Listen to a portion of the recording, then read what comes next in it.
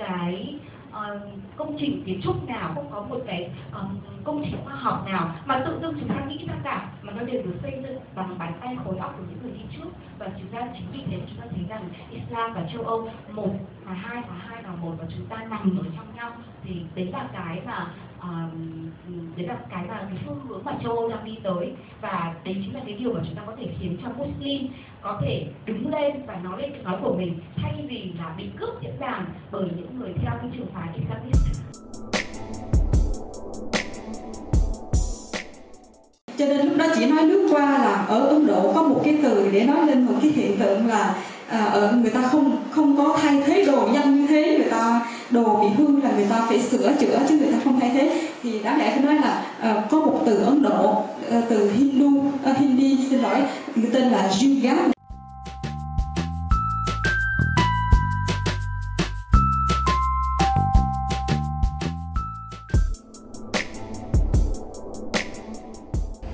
Do đó là khi bất kỳ một cái hoạt động nào mà ảnh hưởng đến cái đường di cư của chúng, giả sử như là xây đập hoặc là đê bao chẳng hạn, thì đều ảnh hưởng đến cái nguồn lợi thủy sản. Khi đó thì chúng có thể là thay đổi cái chế độ dòng chảy.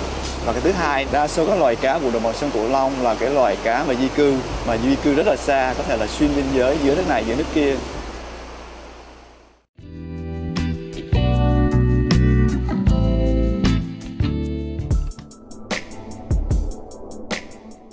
Học lịch sử để làm gì? Để dần tiến tới chân lý, không còn mù áng nữa. Bạn đừng để chủ nghĩa quốc gia dân tộc đóng khung cái đầu của mình, nên tiếp cận lịch sử bằng nhiều phương pháp hướng đi khác nhau để đảm bảo tính khách quan và tôn trọng sự thật. Chúng ta là nhiều trí thức. Chúng ta bây giờ có internet, có Google. Chúng ta có khả năng xử lý thông tin. Chúng ta đừng có để một ai mà ghép những cái nhãn trên trời rơi xuống vào dân tộc mình, vào đầu của mình, vào con người mình. Nguy hiểm tương tự đã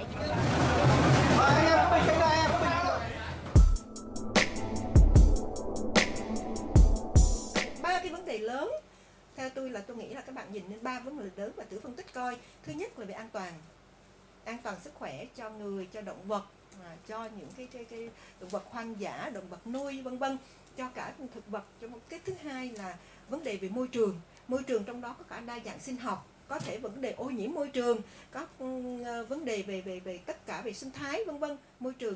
Và cái vấn ba là Khmer Đỏ đã gây ra nhiều đau khổ cho người dân Campuchia, nhưng đã và đang có những con người thầm lặng hàn gắn vết thương, nối lại sợi dây đã đứt, nỗ lực giảm bớt những mất mát cho các nạn nhân. Hãy để xung đột lui vào quá khứ, bài học lịch sử vẫn còn đó để ta cùng xây dựng cuộc sống trong an hòa.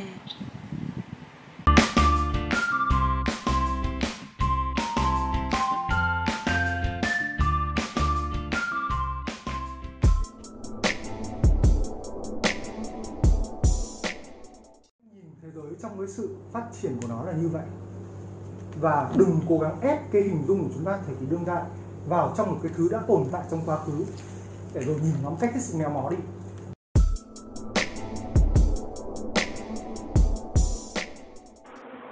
Tức là cái việc giảng dạy về phương pháp luận nghiên cứu học hiện giờ của chúng ta ấy, là cái sản phẩm tồn dư lại của một cái tham vọng quản lý khoa học trước đây, và áp những tiêu chuẩn của khoa học tự nhiên để chủ nghĩa sử dụng vào trong nghiên cứu khoa học xã hội.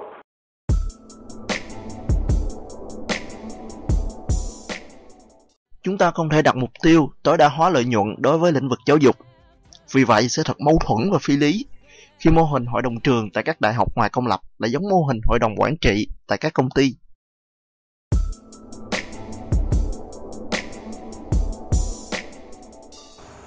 Cho nên các dân tộc Tây Nguyên đến với cộng đồng các dân tộc Việt Nam chọn nhưng mà gắn bó rất nhanh và gắn bó sâu sắc. Công ơn của Tây Nguyên đối với dân tộc chúng ta, đối với đất nước của chúng ta rất lớn.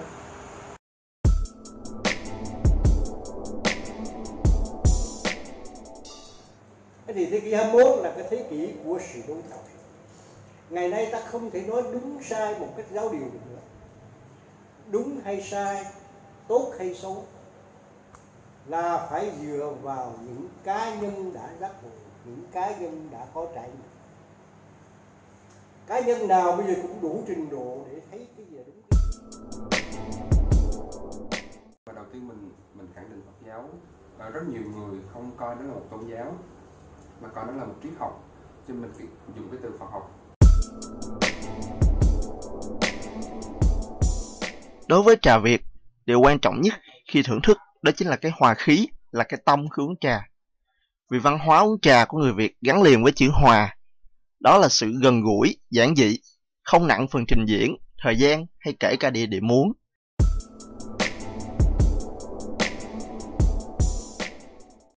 Bộ thơ Pháp Việt thể hiện cái sự đường nét, cái linh hoạt ở đây á, đó là cái chữ mà tạo thành hình vẽ.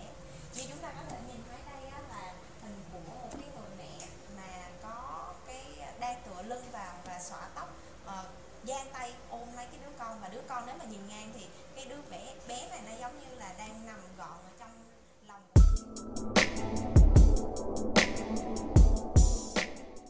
Tâm lý của người Nhật là như thế. Người ta nghĩ là nếu mà giờ mình ăn lúa gạo hoặc là ăn thực phẩm của nước ngoài quá nhiều thì người nông dân của mình biết lấy gì sống bây giờ, như thế.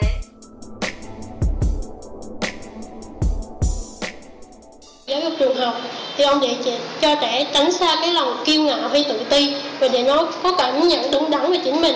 Chỉ có khi mà con người cảm nhận đúng đắn về chính mình thì họ mới thực hiện đúng cái khả năng và cái năng lực của họ.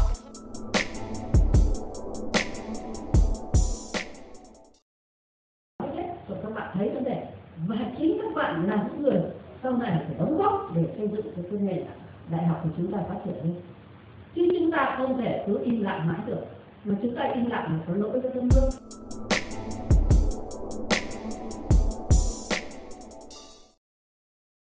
Điểm là khi từ lớn từ nhỏ thì không thành vấn đề. Cái trường đó là đối với một cái giá trị vô cùng quan trọng đối với sinh viên khi mà ra đời. Bao giờ họ cũng nhắc nhở cái trường, bao giờ cũng quay lại. Đó, thì nó có cái gì gắn bó giữa cái trường giáo sư, những kỷ niệm đó với sinh viên, thì họ cố gắng, nói chung là cái tinh thần chung, họ cố gắng tạo một cái không gian, một cái môi trường sống và cái môi trường học tập tốt nhất cho sinh viên có thể, và tạo một sự liên hệ lâu dài.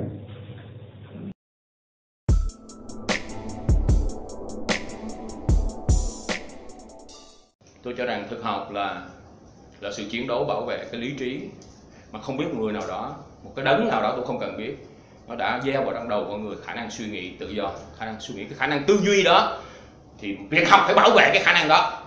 Cái trường học này hay bất kỳ một trường học nào khác phải bảo vệ được khả năng tự do suy nghĩ, hãy đẩy cái tư duy đến tận cùng mức độ bạn có thể đẩy được.